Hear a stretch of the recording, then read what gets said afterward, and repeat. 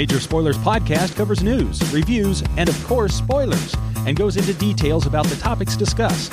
So if you haven't read, listened, or watched the items we talk about, you might want to come back later. Welcome, everyone, to the Major Spoilers podcast. Thank you for downloading and checking us out this week. Hey, last week, I think it was last week, 2 weeks ago, we were talking about Sleeping Beauties, the comic book adaptation of the Stephen King, Owen King story. Allison Sampson, the artist for the series, reached out to us, and she said she reached out via Blue Sky, or Bluesky, or B-Sky. The Bisky, there you go. I like the Bisky. She says, hi there. Listen to your Sleeping Beauties podcast. Actually, and this may surprise you, Sleeping Beauties was a pre-pandemic book. And I think we did mention that the book came out in like 2017. We were speculating, yeah. Yeah. And I think the trade paperback came out in 2020. And then she said, oh, you guys reviewed one of the ones with the black balloons, ? That had a weird effect in the art, and we had to get it changed in the final version, thankfully, which changed the whole look and feel of the art. A completely fascinating discussion. Really enjoyed how you got into it. Thank you for reading, Allison Sampson. And we had some other discussions about the book as well. But yeah, one of the things that happens is publishers send us review copies of stuff, whatever it may be. So every week we get a plethora of comic books that land in our virtual laps because they are review copies. Some of them are pre-print, like not final draft or final version. So there may be some lettering changes or maybe some art changes. I think what she's talking about with the trade is they went back and had the coloring changed. So in the case of Dark Horse's Sleeping Beauties, I keep everything. They send us all these PDF review copies, and I just keep them in an archive. I've got a whole drive on my server that is just large, going all the way back to the start of Major Spoilers. And so when it comes time, oftentimes, to do a trade, I can just do a thorough long search in the archive and see, well, did they send us a trade, or do I have the individual issues? For example, next year when we do the Void Rivals Transformers G.I. Joe marathon, all of that is from the single issues that they sent us. I see. And so that is where we get a lot of those. But thank you for Allison for reaching out to us on that. Trying to think back if we said anything terrible. Oh, we were critical. Oh, yeah, we were very critical. Allison Sampson is being like very cool here because we were pretty critical. Yeah. But she was like, hey, and there's some other things that we talked about that is not in this part of the conversation. But that was a little bit eye-opening as well. But definitely she said the black balloons thing was an issue because it did kind of throw off how people perceive the rest of the color in that volume. So yeah.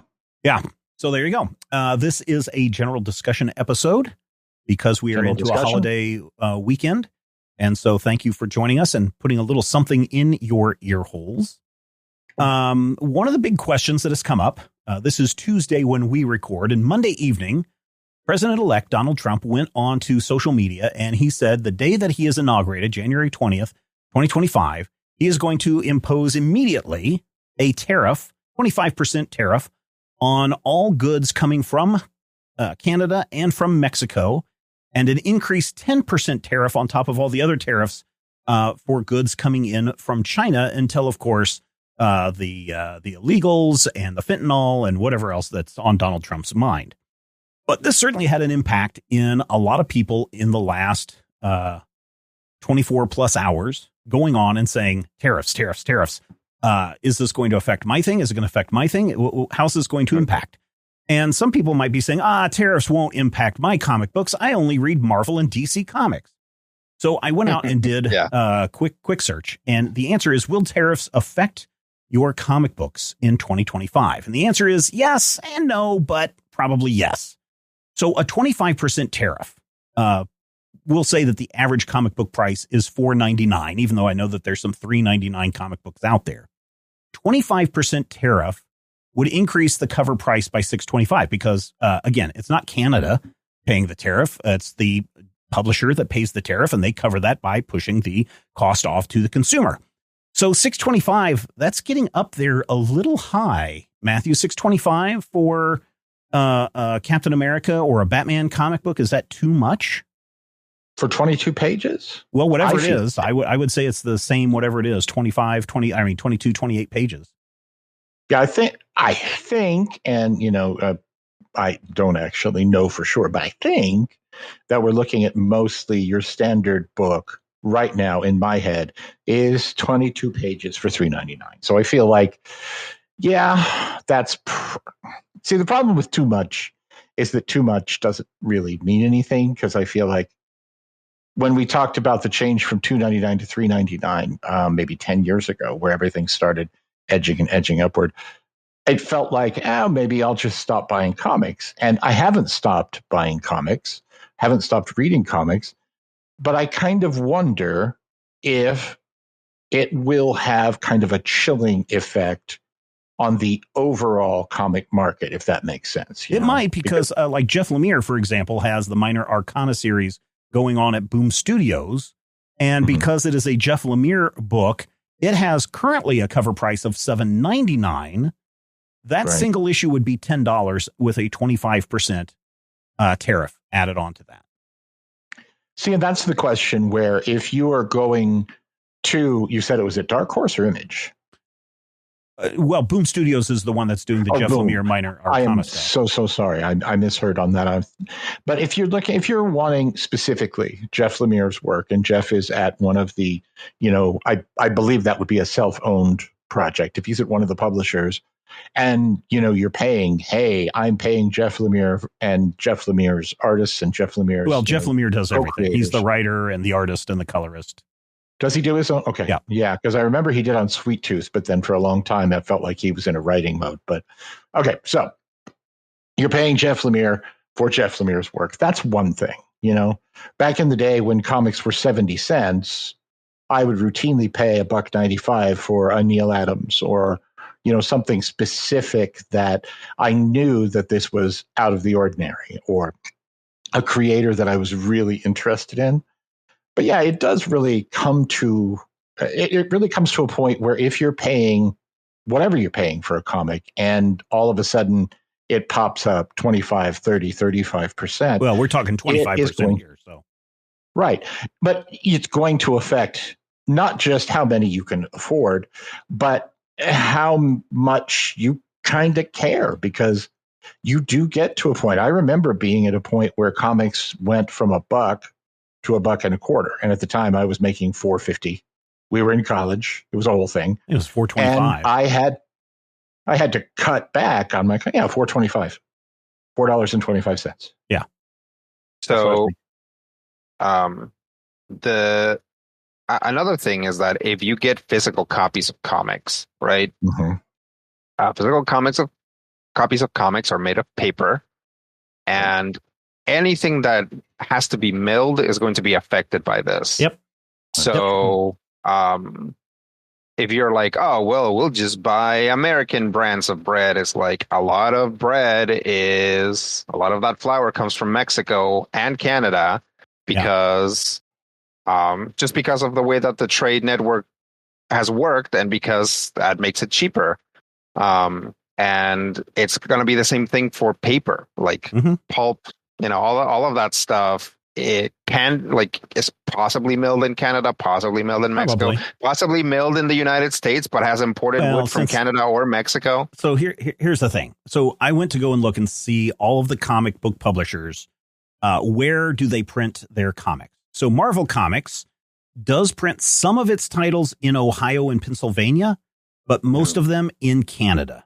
Oh, well, there you go. DC Comics during the pandemic tried to go to a publisher in Missouri, but it looks like right now they print all of their comics in Canada. Image Comics, Canada. Boom Studios, Canada. Dark Horse Comics, Canada. But I did discover that they do their trade magazines or their trade publications in China. Dynamite Entertainment, Canada. IDW Publishing, Canada. Mad Cave Studios, Canada. Oni Press, Canada. Zenescope Entertainment, Canada. Yep. So, again, for people that don't understand, the tariff is a thing that the United States says, hey, these things coming in, we are going to charge you a surcharge, and you can go into the pros and cons of tariffs. But again, Marvel Comics is going to say, well, we're not going to pay this extra 25% fee. It's certainly not Canada paying the extra 25% fee. It's the people that are importing that stuff. So Marvel, Right. DC, Image, and they're going to sit there and go, well, we're not going to bite 25% because that's going to bite into our bottom line. That's going to affect our stock prices. We're going to lose investors and our company is going to lose money. So they're then going to take that 25% and push it off onto the consumer. That's why I said a $4.99 comic could be $6.25. And even if Marvel said, well, we've got places in Ohio and Pennsylvania that we could just switch from and not do Canada at all, the next question would be, do you think that Marvel would say, no, we're going to keep our comics at $4.99 because we're printing in the United States? Or do you think they would also just say, oh, yeah, we need to up our prices to $6.25 too? Well, especially because tariffs generally increase the prices even for local companies. Yeah. Like Yep. a company that is suddenly the only game in town because they're not people can't go to other countries, has carte blanche to increase their prices as well. Mm-hmm. And why wouldn't they? You can't, why wouldn't they? They can. Yeah, as long as you remain below whatever Mexico was doing, which is difficult, then you can just increase your prices anyway. So we're going to see that. There's going to be things where people are like, oh, woo, good thing the United States actually generates plenty of maple syrup, so we won't see an increase in my pancakes, but you will, because suddenly American maple syrup is so much more valuable that's going to raise in price as well. Yeah. So here's the thing. All of this is speculation. This is us talking about something specific, comic books, and how a tariff might impact that.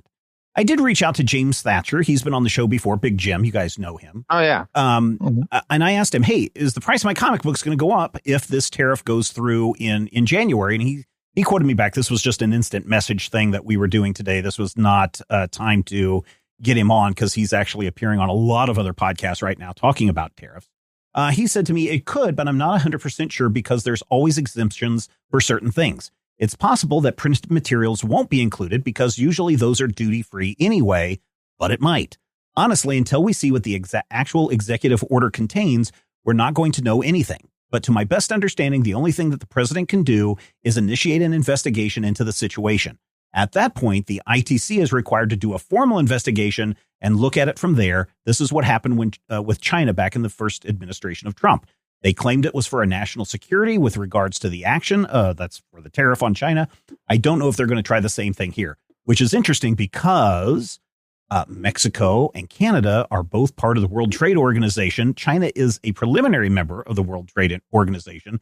So you can go in and say things like security reasons, national security means that we have to increase tariffs on China goods by 10% or whatever that it's in. And also the China tariff, my understanding was it's for select items previously, not everything coming out of China. The upshot is that because these are World Trade Organization members, that those prices are set by the World Trade Organization. So the only way we could put a tariff on favored nations like Mexico and Canada, our neighbors, is for another international trade organization to look at this and approve those increases, providing that we are not at war with Canada or Mexico. Ooh. And that we have not put them in our quote unquote enemies list. So here's the thing. I think that somebody screaming tariff is a great way to get everybody freaked out about things without people actually knowing what tariffs are about. But after talking with Jim, and he was on the Political Orphanage last week, I believe, he had a great explanation of what is the president allowed to do when it comes to tariffs. And after that discussion, it kind of calmed my fears a little bit. A lot of this is just saber rattling. And certainly Mexico responded today with, oh, yeah, OK, if you want to do that, let's see where you're going to go next. They kind of slap back at that. So I don't know if we're going to see 625 comic books in 2025. We could, but that would mean that we would have to really declare Mexico and Canada enemies. We would have to be in war with them, or we'd have to come up with some national security reason that would allow us to put a tariff on everything coming from those two countries, including comic books. So unfortunately, I think Mexico has been in violation of the Mexico or USA, Canada, Mexico agreement. Is that what it was called? I don't know. It's not NAFTA anymore, but it's been renamed, and we got one or two concessions. The new NAFTA. So Mexico hasn't been 100% on top of that. So there might be a clause there to at least penalize Mexican goods because of that. Mm-hmm. But I think it would take a lot. Like, that's the thing, is like Donald Trump is a guy who wants to scare you. And as long as you're either scared or on his camp and excited, that's enough, right? So he says big tariffs against China, big tariffs against Mexico and Canada could be that he then hands it to his aides, and his aides are like, okay, well, here's what's reasonable. Yeah, and he's like, okay, here are some reasonable tariffs. I am going to say that we are destroying them in every possible way. Yes. And we're winning 1,000%. Yes. And so it's very possible that some of these policies coming in are not going to be as dire as he says they are. Mm-hmm. And that's why I said, because it has to go to the ITC and all of this, that he just can't say, starting on the 21st, everything is 25% more expensive. I mean, he can say that, but there's a process that it has to go through, that it's going to take months, years, or if anything will happen at all. Here's the thing.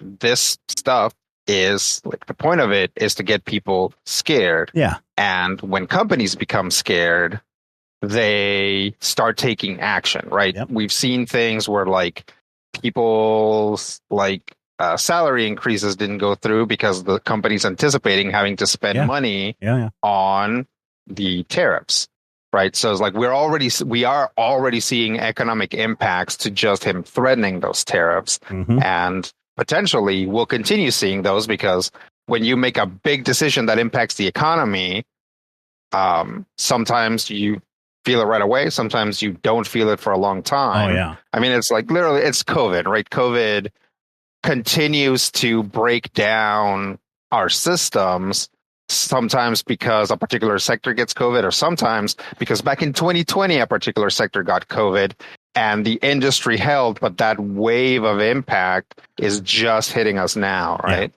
So in this particular case, yes, I agree with everything you said, 100% correct, Rodrigo. I don't disagree with you.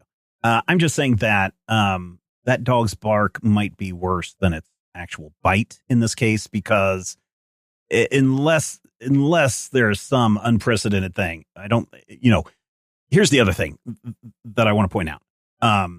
There are probably going to be people that take advantage of this situation, right? It's not that we're not going to pay you because of tariffs. It's we're not going to pay you because we're going to claim tariffs, but really we're just being greedy. And those are the companies that I would watch. That's why I said, that's why I said, do you think Marvel's, if they print it in the United States, is just going to keep their comics at $4.99 when everyone else is at $6.25? No, they're going to raise it to $6.25 because they can.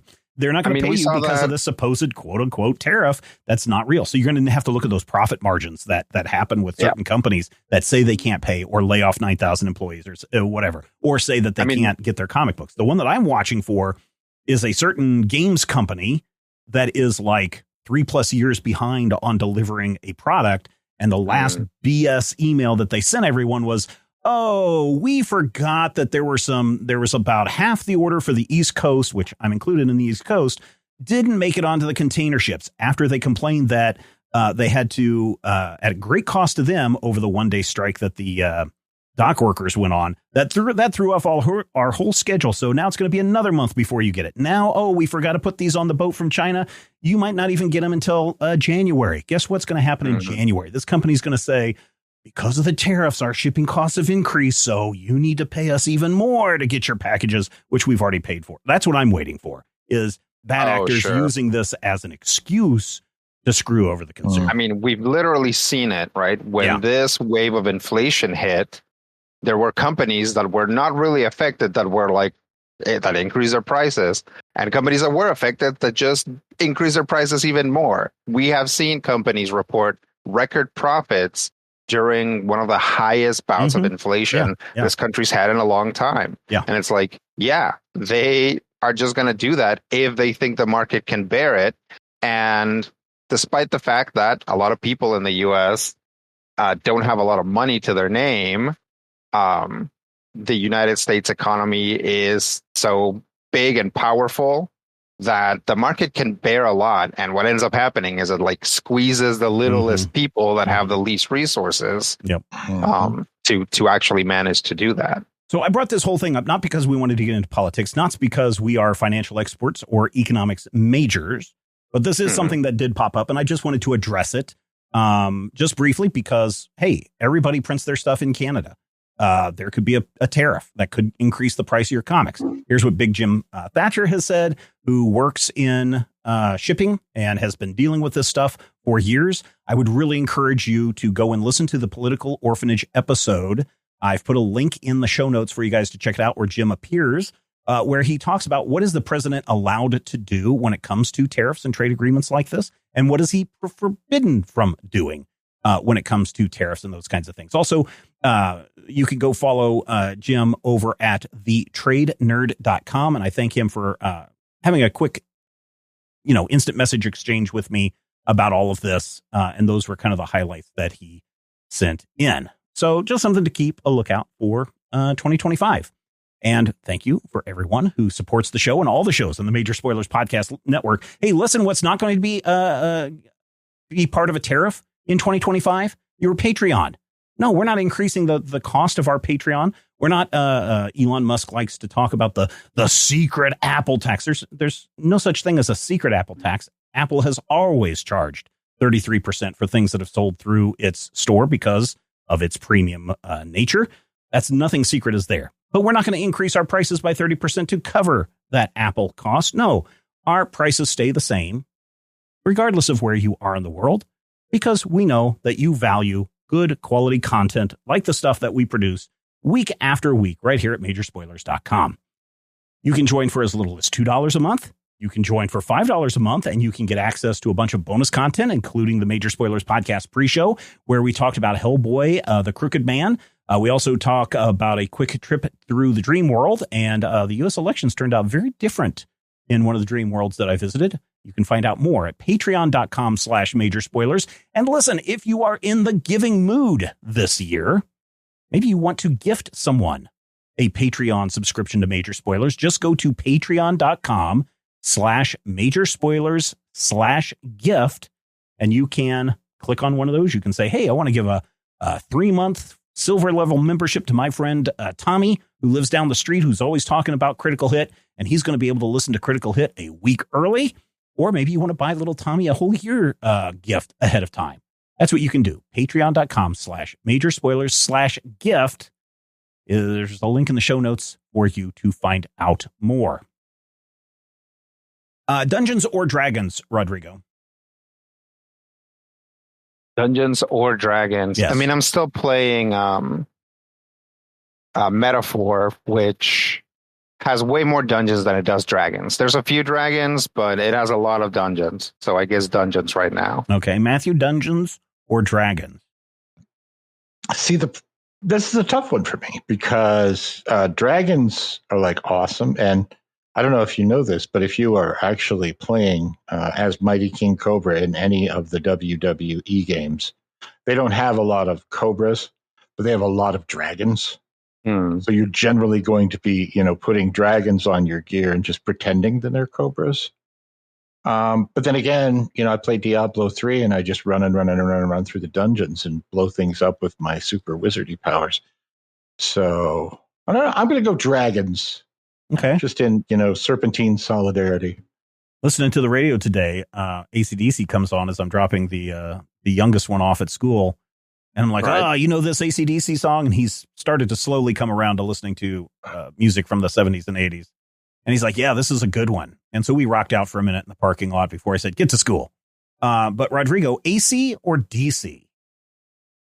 Well, as we all know, AC Slater is my dad, so I'll have to go with AC. Okay. Matthew, AC or DC? I'm a big fan of Barney Rubble, so I think I'm going to go with BC.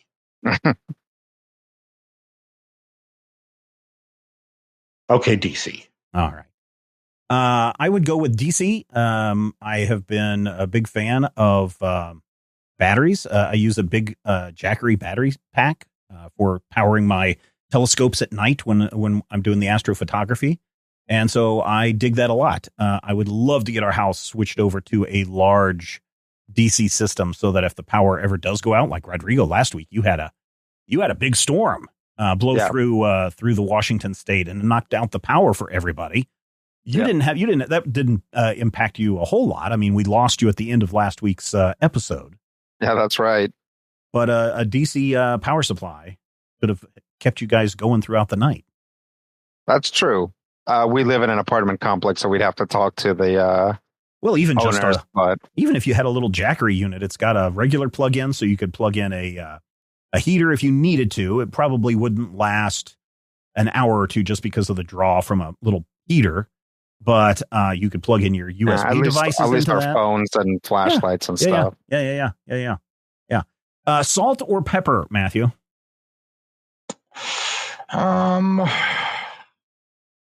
See, that's also weird. I feel like I didn't have a lot of salt growing up because I was raised mostly by my grandmother who had high blood pressure. But she made a killer breakfast gravy, like biscuits and gravy. So I'm going to go pepper. Okay. Rodrigo, salt or pepper? I'm gonna have to go with pepper as well. I don't so high sodium is migraine trigger. So I don't have the problem that things I eat don't have enough salt, right? It's like everything you get, especially if it comes out of a can, or if you go to a restaurant, or anything that's not, cooked from scratch at home, is probably already pushing the salt content that I can handle. So generally speaking, I don't add more salt to things. I like the nacho cheese that you can get from the store, the pre-processed nacho cheese. My wife got a different brand. It was branded with the name of a very popular Mexican fast food chain. And I was like, well, I guess there's no cheese, and I want to eat some nachos for lunch. I guess I will try some of this. I cannot believe that the nacho cheese was way too salty. Sure. I was just like, why does this taste like I'm just shoveling salt into my mouth? It was pretty disgusting.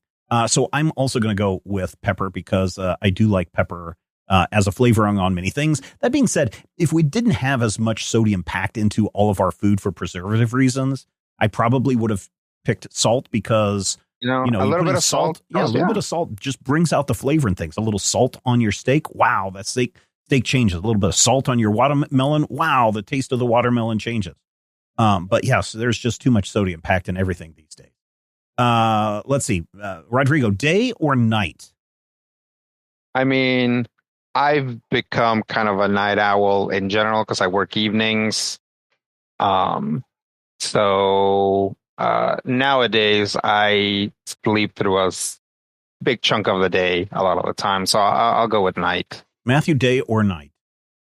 Same here. All of the really stupid, awesome, ridiculous decisions of my life have taken place at night. I mean, that's when I met my wife. Okay. All right. I would probably also go with night just because that's when it's the quietest and I don't have to be around people is at night. So, if I could get up in the morning and go walk, it's like still dark time. It's nighttime. There's barely anybody out. I love that. I can't do astrophotography during the day because I don't have solar filters for my telescopes. So I have to shoot beautiful pictures of nebula and star clusters at night. And of course, my dog, a new dog that we have in the house, thinks it's hysterical to wake me up at 3:30 in the morning and then keep me awake so I can't go for a walk. And I have to basically babysit a dog from 3:30 until 6:30 when everyone else gets up. So I guess I'm a night person. There you go. There you go. Yep. Let's see. There is a new live action Voltron movie in the works over at the Amazons. This is we have Sterling K. Brown, who you may have seen in the television series Battles. He served as Tom Holland's understudy in Romeo and Juliet. and he was with, let's see what else. He was also in American Fiction, and he was in the Netflix movie Atlas, so that may be where you've seen him. Also joining the parole officer in Our Idiot Brother. Yeah, there you go. Also in the Voltron movie previously announced Henry Cavill and Daniel Quinn Toye, as well as I thought there was one or two more other people already cast in this, but yeah, there you go. What do you think? Live action Voltron. Are you excited about that? Giant robots and space.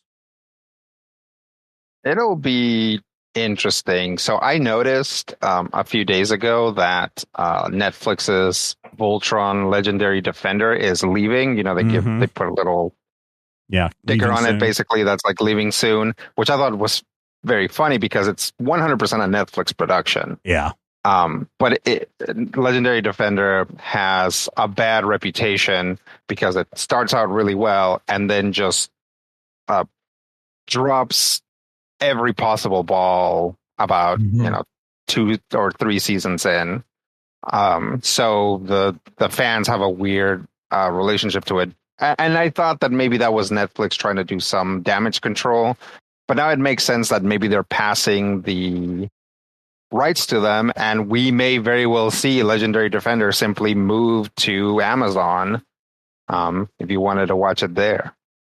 I don't know if it would move to Amazon. Netflix seems to be very hold on to their own stuff. I mean, Legendary Defender probably won't, but they probably don't have the franchise license, so it has to go away for a certain period of time until Jeff Bezos is tired of giant robots. Matthew, do we have too many giant robot TV shows and movies, or not enough? There's no such thing as too many giant robot TV shows and movies. That's like saying too many chocolate covered, brownies, or that's like saying too many beautiful women out in the world living their lives and having lots of fun.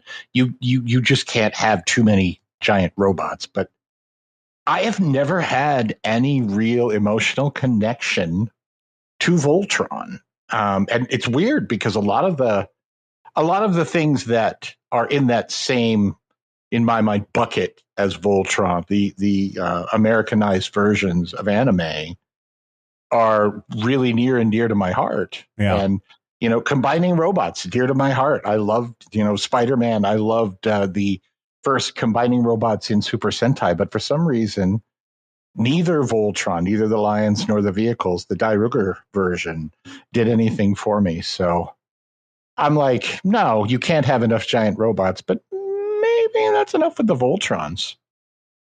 Well, I mean, you also have the Macross and the Neon Genesis, and sure, you have all of the Pacific Rims and all of that stuff. You got your Gundam, you got your any Godzilla property that includes Ultraman, Jaguar. Yep. Yeah. The Justice League a couple of years ago during Dark Knights Metal Flying Pants did their thing. I think that's coming back, actually. I thought I saw something. I don't know. It was like a year. Maybe it was last San Diego Comic-Con or something. They teased like maybe that was coming back. I don't remember. I just remember that people were over the moon over the Justice League mech series, that they were like, we think it may be coming back. But that could have been something that also happened in that dream world I was talking about in the pre-show. So.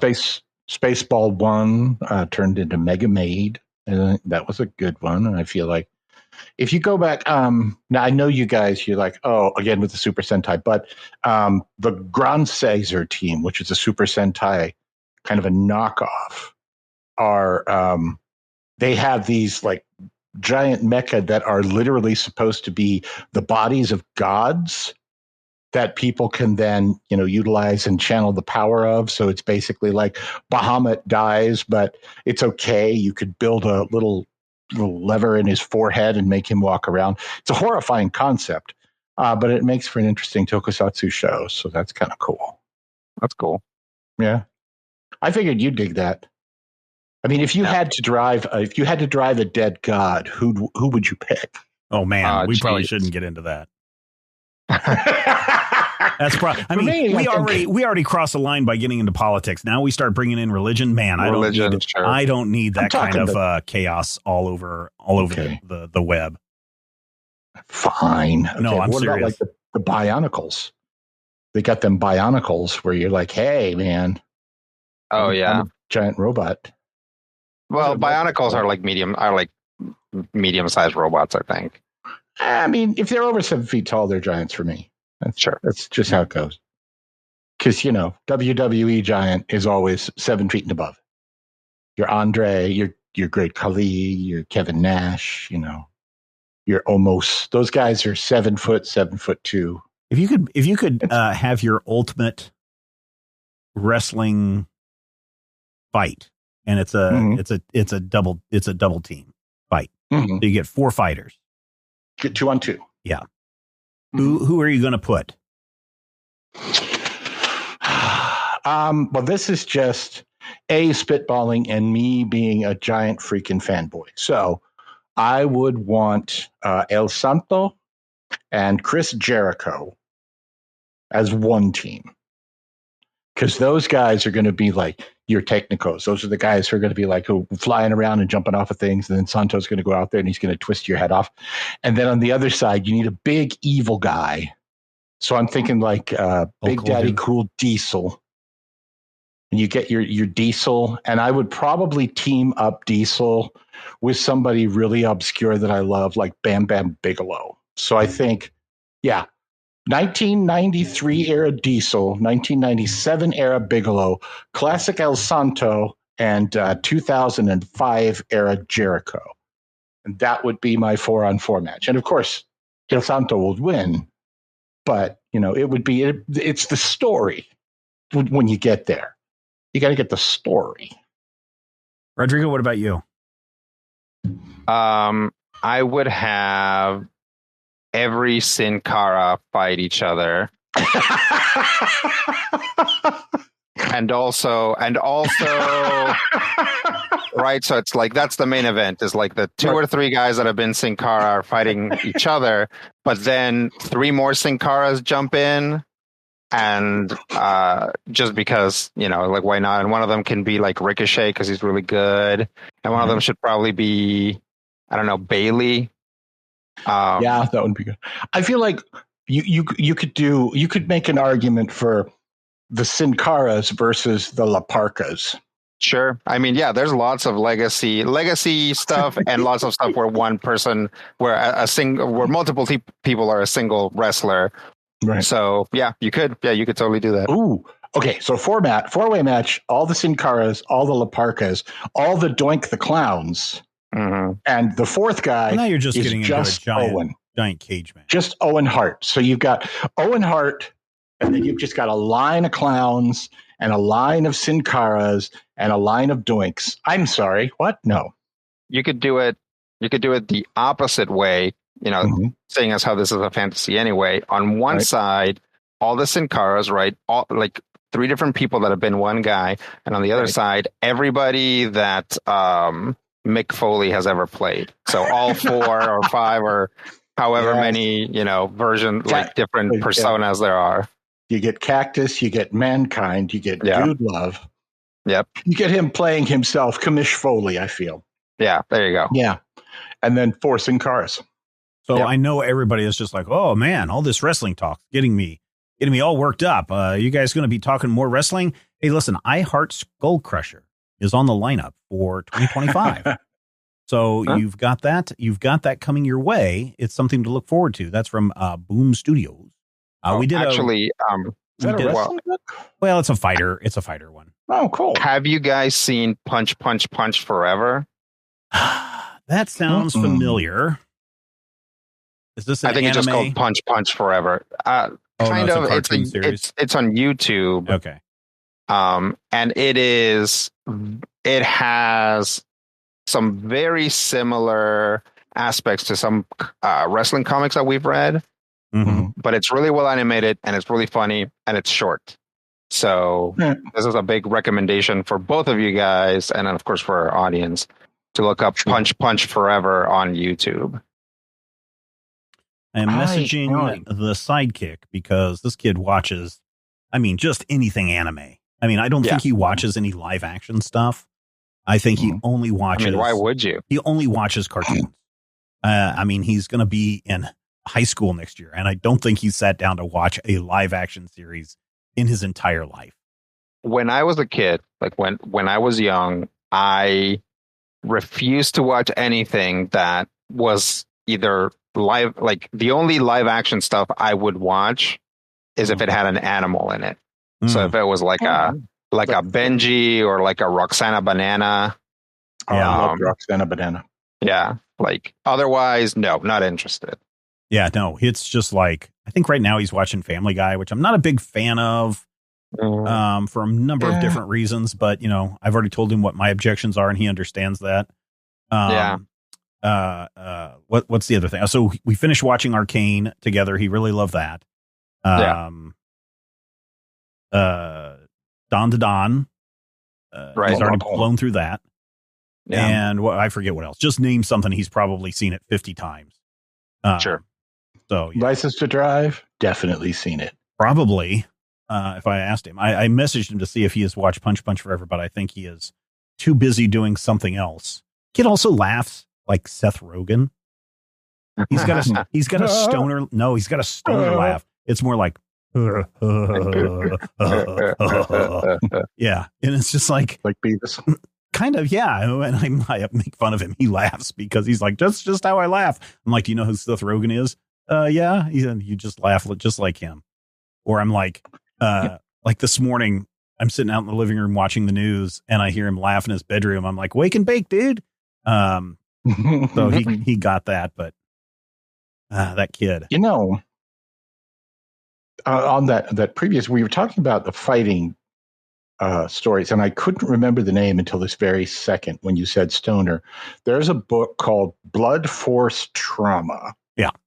That is hilarious. And I feel like we should, if you're looking for stuff for 25 and 26. I think all of our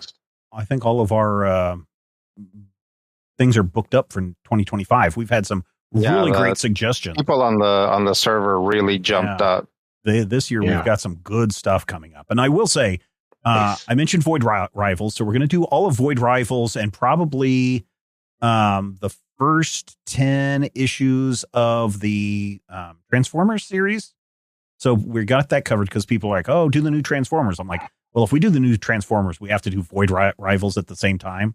I thought it would be good for us to do, but it's going to be like 2 months. We do Void Rivals, Transformers, Destro, Cobra, Scarlet, Duke, G.I. Joe, and just do all of those over the course. It's a lot to do just dedicated to that over 2 months. We could easily do it. And then we also have in 2025 part of, not all of, and it's probably just going to be the first major arc for what's the Skybound Power Rangers series, the black Radiant Black. Radiant Black, yeah. So we'll have Radiant Black and maybe Radiant Pink and Red and Sun as part of that. Rogue Sun. Yeah, Rogue Sun. In the next year. So, and then maybe we'll even go back and look at some of the Year Zero stuff that has been revealed to be part of that universe, even though it initially wasn't until it was. It's fine.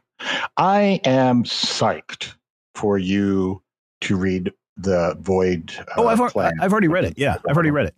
To really get into it, because I feel, and this is nobody's fault, so don't feel like I'm criticizing anybody. One of my greatest disappointments was, and I can't remember if it was the three of us and we had a fourth. It was either Zach or Rob. I think it was Zach because I think Rob is into Transformers, but we were reading a Transformers run.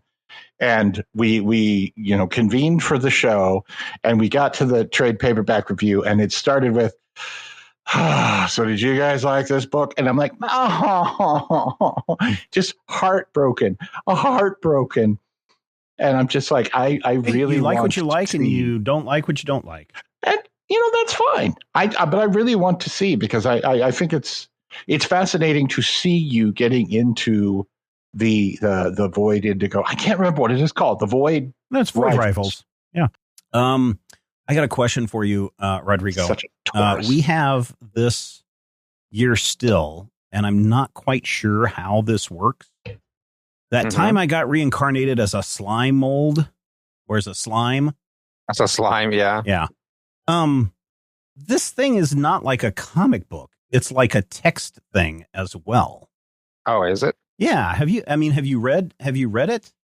No, but Okay. yeah, I guess it's like a novel.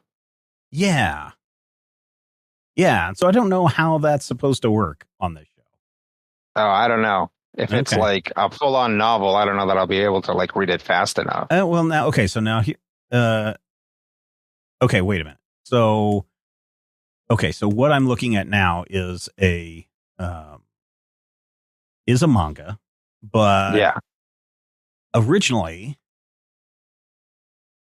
it is supposed to be what is it called? Like a light novel. A light novel. And so I was looking it up, and when I was first searching this, I was like, all I can find is this free novel online. And I was like, I have no idea how this thing is supposed to work. How are we supposed to read this? But yeah, now we've got it as.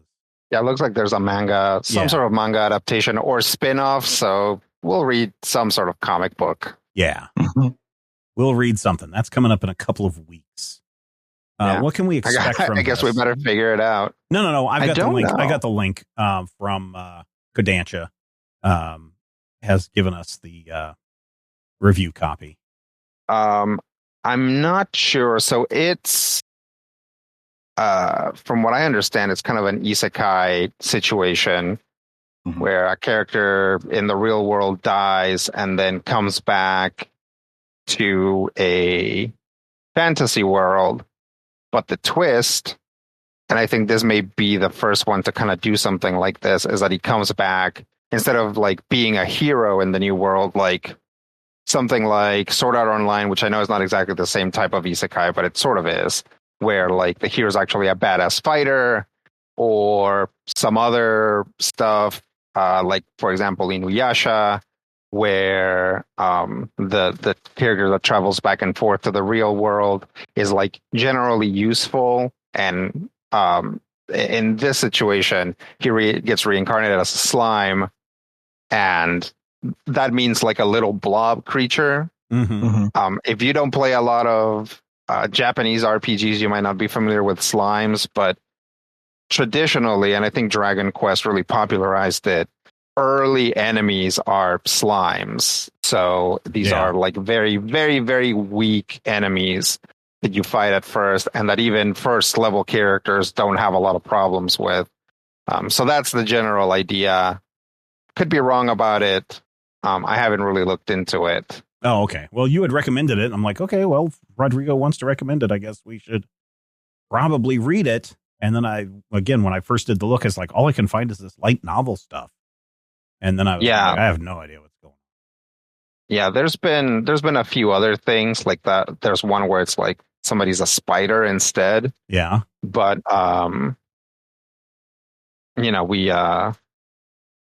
we still want Otter to listen to this stuff every once in a while. So we gotta limit the amount of spiders we bring up. It's true. Yeah. All right. Anything else before we get out of here for this week? Nothing. Hearing nothing. All right. Next week on the show. Right with the devil. Next week on the show, boy, if you thought talking about tariffs was controversial, we're going to be even more controversial next week when we talk Tom King's Adam Strange. Why? Because apparently we're gluttons for punishment, and you are too, and we will talk with you soon. If I had the X-ray vision of a Superman, I could save a few bucks and stand around and read through the covers of the comics on the stand. But although every other page would be backwards, I suppose, I could still read the evens and the odds. Well, I don't know. Guess I haven't thought this all the way through. Plus, as soon as the comic book store guy knew, they kicked my butt out on the corner. What a major spoiler. What a major spoiler. Think about it. way. If I was hulking green or gray, I could just bust through that brick wall, take their comic books away. But then the little meat would deal with all the tanks and bombs and guns. Have you ever tried to read a series with all that going on? Guess I need to rethink this plan. How would I bag and board my comics with such huge hands? Guess I already told ya what a major spoiler. What a major spoiler. Yeah, yeah, yeah. What a major spoiler. What a major spoiler. Stark Raven rich like a man of iron. I might not be surprised to find that I might actually have the heart cold to follow an entire storyline. But would I really even need to read up on all those escapades? I mean, who needs such distractions when your sister's such a babe? But the downside is such a beast. Being shot up in a fun bee in the Middle East with a gang sign throwing soldier. What a major spoiler. What a major spoiler. Yeah, yeah, yeah. What a major spoiler. Whoa, whoa, whoa, whoa. What a major spoiler.